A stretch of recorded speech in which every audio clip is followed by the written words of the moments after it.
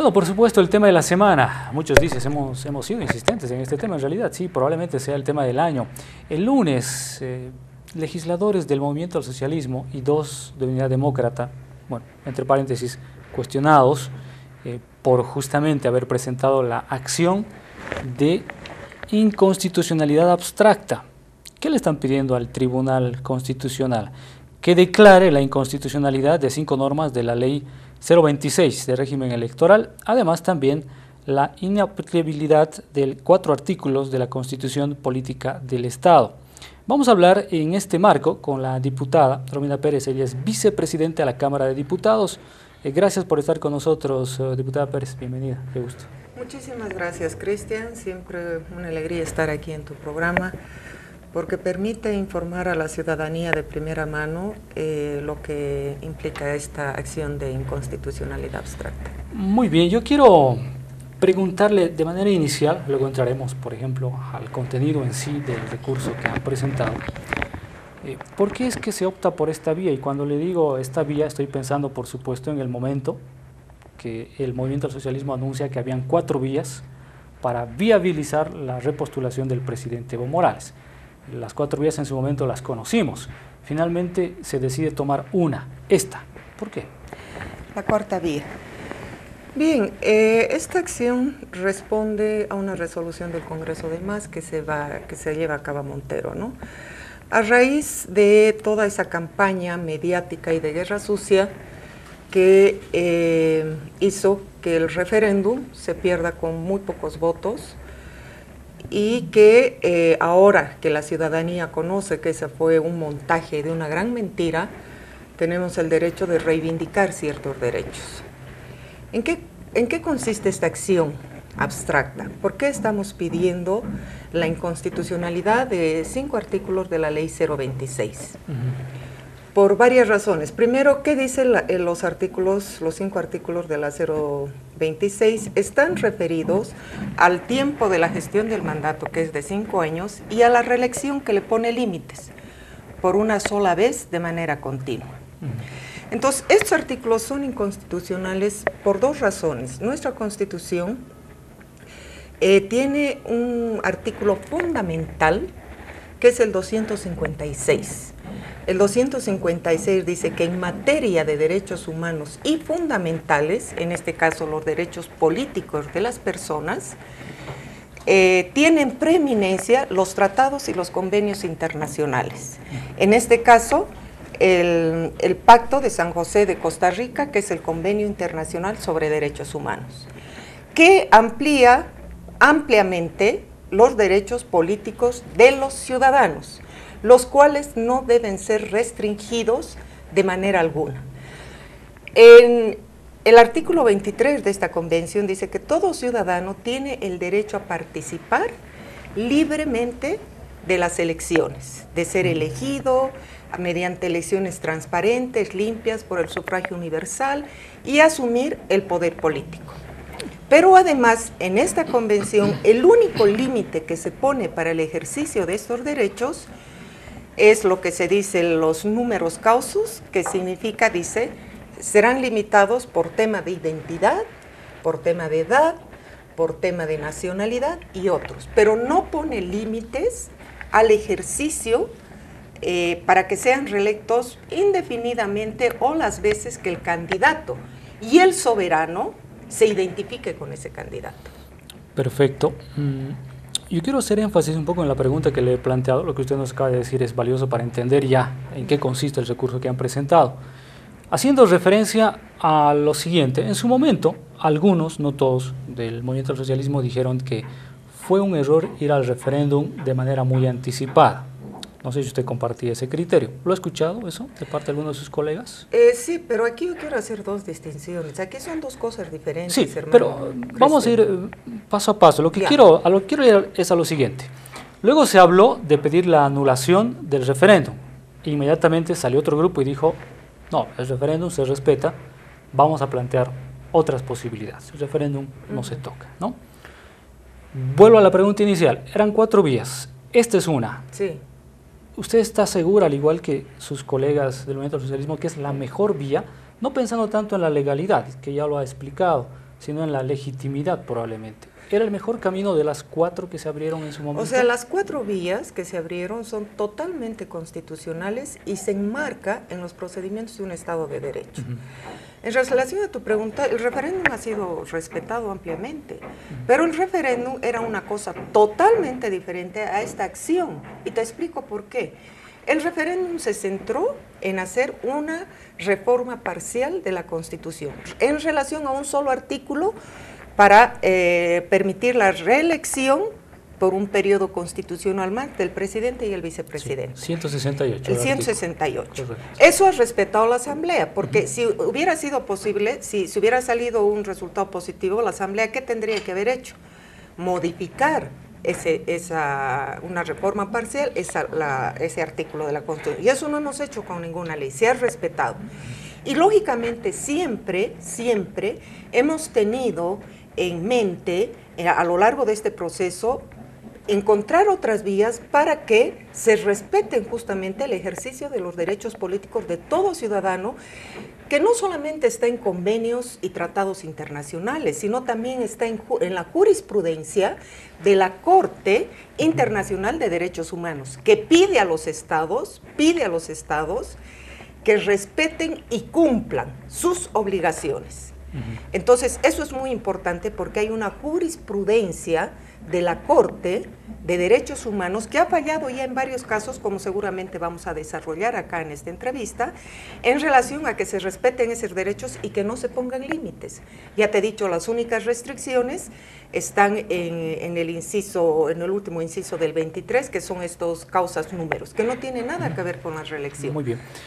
El derecho, se dijo, todo derecho tiene sus límites, no es ilimitado. Por lo que usted me acaba de decir, edad, nacionalidad, etcétera, entiendo que sí, probablemente esas sean las limitaciones. ¿Y qué pasa con el hecho de que se habla mucho de la alternancia?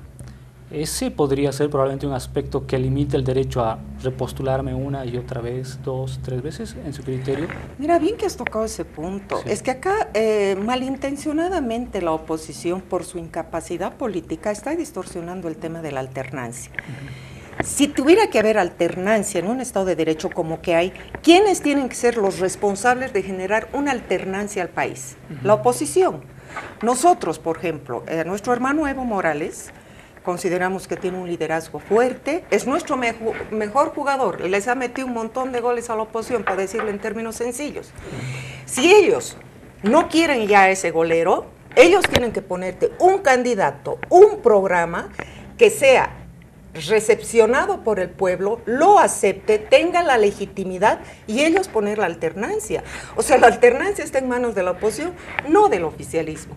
Si quieren alternancia, que nos presenten un proyecto alternativo al del MAS, que nos presenten una agenda patriótica alternativa al MAS, que no la tienen porque de patriotas no tienen nada porque privatizaron todo, y que hagan surgir de las filas de la oposición un candidato para que se permita esa alternancia. Reitero, tienen que tener un mejor jugador de fútbol que meta más goles que nosotros. Entonces, la alternancia no es un problema interno del MAS, es un problema de las fuerzas políticas que entran en juego en un proceso electoral y que ofertan a la ciudadanía, al país, un programa. Eso no tiene la oposición, no tiene liderazgo. Entonces, la alternancia, si ellos quieren alternancia, que pongan un candidato, que oferten al país un programa que tenga esa capacidad de descalificar a nuestro candidato y a nuestro programa. Entonces, la alternancia, estimado Cristian, está en esos ámbitos en un Estado donde se acepta el pluralismo político. Entonces, el pluralismo político te exige una alternancia de la otra parte, y eso no tiene la oposición, y no va a tener la oposición. Muy bien, diputada. Quiero hacerle la siguiente consulta, que también ha sido materia un poco de...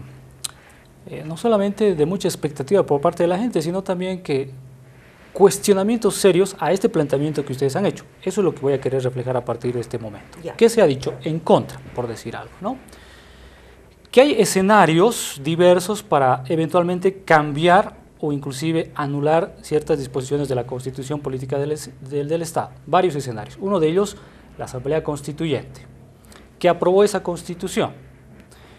El otro escenario, el referéndum, que dijo no a la modificación del 168, ¿no?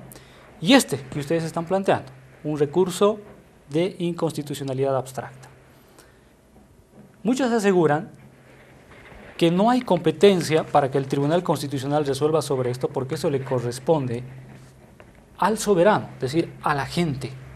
Entre esos tres escenarios que yo le planteo, ¿no hay algo de razón o cierto en eso? Es decir, la gente en parte ya a través de la constituyente que aprobó esa Carta Magna, luego el referéndum, ¿ya habría dado una posición respecto a eso?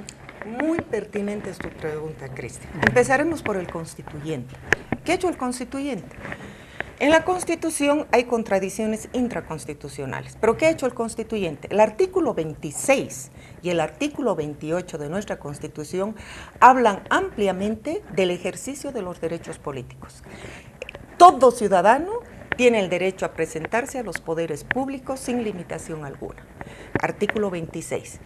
Presentarse libremente a las elecciones, pero además que el soberano tenga la opción de votar, porque eso es lo que va a definir. O sea, en nuestra Constitución, el 28, el artículo 26, define claramente estos derechos políticos, que lamentablemente se contradicen con la 026, los artículos que acabamos de hablar, pero también con otros artículos constitucionales que tienen el mismo rango constitucional.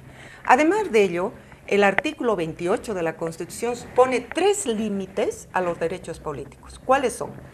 Dice, no podrán participar de las elecciones aquella persona que haya participado, que haya tomado armas en un ejército enemigo en un momento de confrontación, que ha hecho defraudación a los recursos públicos y que haya hecho traición a la patria.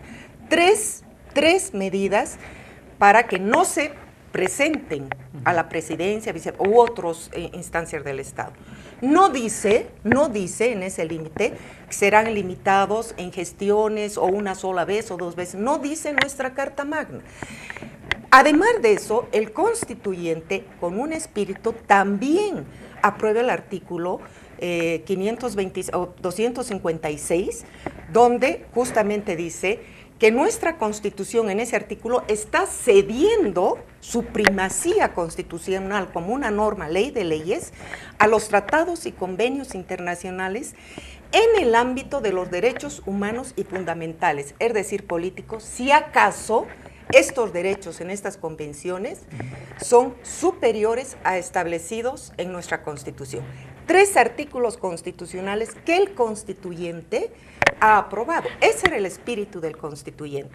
Ahora bien, tú me preguntarás, pero en la Constitución también están los otros artículos que limitan, porque la ley 026, de la que estamos pidiendo la inconstitucionalidad, en base al artículo 26, en base al artículo 28, en base al artículo 256, pero además en base al artículo 410, parágrafo 2, que define el bloque de constitucionalidad de nuestra Constitución, donde está la Constitución y los tratados y convenios internacionales, dice, ¿no?, que tendrán preeminencia en el ámbito de los derechos humanos, si acaso estos derechos favorecen de forma positiva o son más amplios que los que están establecidos en nuestra Constitución. ¿Qué quiere decir? Que yo, Constitución, yo misma estoy cediendo este derecho a los tratados y convenios internacionales en el ámbito de derechos humanos y fundamentales en los cuales se inscribe los derechos políticos. Entonces, el espíritu del constituyente ha sido eso. Ahora, ¿qué pasa con los artículos de la Constitución? Ya no solamente de la ley electoral, de la Constitución, el 168 y otros que reglamentan también la elección para presidente, gobernadores, concejales y sus asambleístas, Asamblea Legislativa Plurinacional, diputados y senadores, asambleístas departamentales y concejales. Dice lo mismo que lo que está reglamentado en la ley 026 y dice solo la gestión es de 5 años y tendrán derecho a la reelección de una vez de manera continua. ¿Qué ha pasado con eso? El problema, ahí está, tenemos en la Constitución 4 artículos que están en favor de no restringir estos derechos que te he mencionado contra estos que también están en la Constitución. Por eso la demanda de inconstitucionalidad abstracta también plantea que se declare la inconvencionalidad de estos artículos constitucionales. ¿Qué quiere decir la inconvencionalidad? Quiere decir que estos artículos no están respetando los convenios internacionales como manda nuestra Carta Magna y como ha sido el espíritu del constituyente. Perfecto. Diputada, entonces, ¿en su momento fue un error eso? Es decir, ¿no se visualizó esa contradicción del 2009? Yo creo que no ha sido un error, porque no te olvides que la Constitución tuvo un proceso conflictivo, riquísimo, por ser originaria, plenipotenciaria, y finalmente la Constitución de Sucre pasa a Oruro y se terminan de arreglar algunas cosas con algunos artículos que estaban en conflicto con las fuerzas políticas. Y entre estos artículos estaban estos. Y esto un poco se pacta, digamos, ¿no? En el entonces Congreso, porque no era todavía Asamblea Legislativa Plurinacional. Entonces esos son los resultados. Pero el constituyente, que si recogemos el espíritu del constituyente, entonces es muy importante tomar 4 principios constitucionales, reitero, la 26, sí, 28, 256, 410, frente a los otros artículos de la Constitución. ¿Que tienen son primacía? 4 contra 2. No, o sea, el 28 habla ampliamente de los derechos políticos. Sí. Perdón, el 26. El 28 dice cómo se restringe, ya te he dicho, traición a la patria, etc. El 56, 256, pero además el 13, parágrafo 4, que reitera lo que dice el 156 y dice: los derechos políticos, los derechos humanos tienen primacía sobre nuestra propia carta. La propia Carta Magna está diciendo Pero ¿no hubiera sido más fácil probablemente para evitar esta confusión o malos entendidos escribir explícitamente algo así como que la reelección es permitida de manera indefinida o por 3, 4 o 5 veces? Por eso, es que esa era la propuesta inicial del pueblo boliviano, la elección indefinida, porque además tenemos... El 2009. Claro, además tenemos toda una tradición. En las 15 constituciones, lo que se ha venido a llamar las asambleas, que en realidad no eran asambleas constituyentes porque se hacen en los mismos congresos, excepto una, tenemos como te diría, un sub y baja, dice, reelección indefinida, se alarga el mandato, o sea, hay... en la historia siempre hemos tenido este debate, ¿no? Y consiguientemente no es un tema que se haya resuelto definitivamente en el país, y no se puede resolver. ¿Por qué? Nuestra Constitución es una de las más avanzadas en el ámbito de derechos humanos porque tiene el 13, parágrafo 4, que dice que se tienen que respetar los tratados internacionales en el ámbito de los derechos fundamentales, que son los derechos políticos, al igual que el 252, que tiene las mismas características, y en ambos dicen cuáles van a ser las limitaciones, y en esas limitaciones no está el tema de la reelección, no está. Entonces, esta es una demanda, o digo, esta es una acción totalmente democrática que respeta los convenios. Ahora, ¿por qué yo te decía que, por qué además, si estamos diciendo es inconstitucional, por qué no son aplicables? Porque estamos pidiendo la inaplicabilidad de los artículos de la Constitución que entran en contradicción con los anteriores que te he dicho, ¿no? La inaplicabilidad porque en las mismas convenciones, por ejemplo, la Convención del Pacto de José de Costa Rica, el inciso 1.1 habla de la obligación de los estados. Y el estado que ha suscrito estos convenios internacionales tiene la obligación de cumplir el pacto en el ámbito internacional.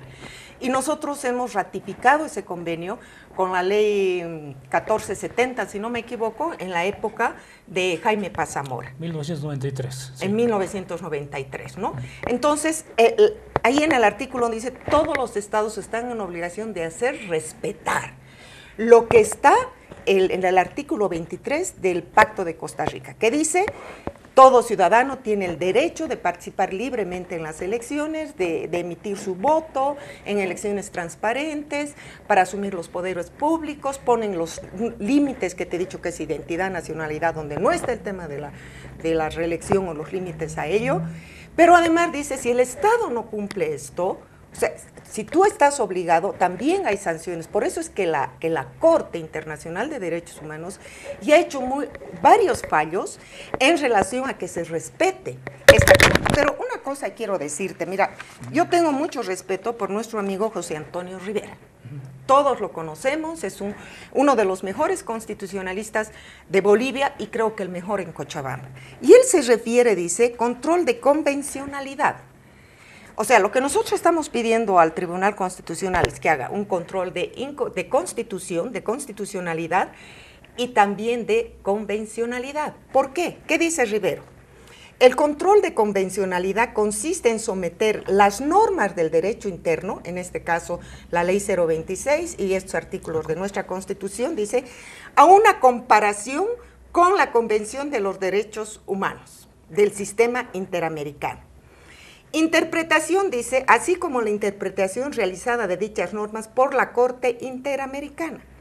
O sea, el control de convencionalidad ha sido creado por la Corte Interamericana de Derechos Humanos y finalmente dice aquí, ¿qué dice José Antonio? Cuando un Estado ha ratificado un tratado internacional como la Convención Americana, en este caso sus jueces, en este caso el Tribunal Constitucional como parte del aparato del Estado, también están sometidos a ella, lo que les obliga a velar porque los efectos de las disposiciones de la Convención no sean mermados ni limitados por ninguna otra ley interna o nacional.